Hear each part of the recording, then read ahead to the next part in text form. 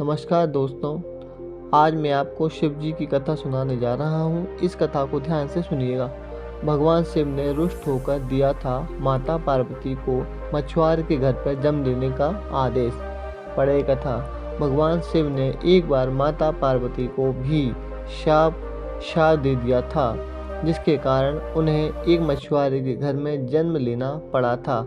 जानिए आखिर ऐसा क्या हुआ था कि भगवान शिव ने रुष्ट होकर ऐसा शाप दिया। भगवान शिव ने रुष्ट होकर दिया था माता पार्वती को शाप, मछुआरे के घर जन्म लेने का आदेश। पढ़े कथा। माता पार्वती और भगवान शिव संबंधित अधिकतर लोगों कई कथाएं सुनी होंगी। माता पार्वती की कठोर तपस्या से लेकर श्री गणेश जी की जन्म तक, लेकिन एक ऐसी कथा भी है जिसमें मां पार्वती को खुद भगवान शिव ने ही क्रोध के चलते श्राप दे दिया था, जिसके कारण उन्हें पृथ्वी लोक में एक मछुआरे के घर में अपना जीवन बिताना पड़ेगा। जानिए इस पौराणिक कथा के बारे में। भगवान शिव ने दिया था माता पार्वती को मछुआरन बनने का श्राप। एक बार भगवान शिव माँ पार्वती को सृष्टि के बारे में बता रहे थे। माँ पार्वती भी उन्हें ध्यान मग्न होकर सुन रही थी। माँ पार्वती सृष्टि के रहस्यों को सुनने समय कहीं खो सी गई थीं। सृष्टि के ज्ञान को सुनने के साथ साथ माँ पार्वती का ध्यान कल्पना की दुनिया में जाने लगा। इस स्थिति में माँ पार्वती कुछ विचारों में खो गई सी लग रही थी। ऐसे में भगवान ने रोककर पार्वती से पूछा कि देवी, आप मुझे सुन तो रही हैं ना? आपका ध्यान कहाँ है? उन्होंने भगवान शिव को उनके सवालों का कोई जवाब नहीं दिया।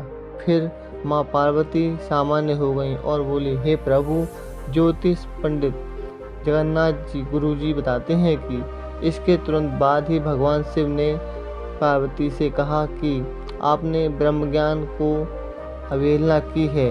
वे कहते हैं कि शिक्षित होने के नाते आपका ध्यान भंग नहीं होना चाहिए था। अशिक्षित होने पर ही आपको इसका मूल्य पता चलेगा।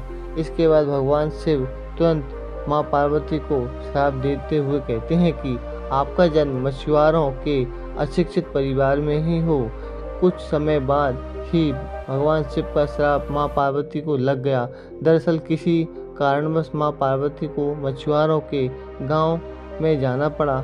गांव के मुखिया का कोई संतान नहीं था।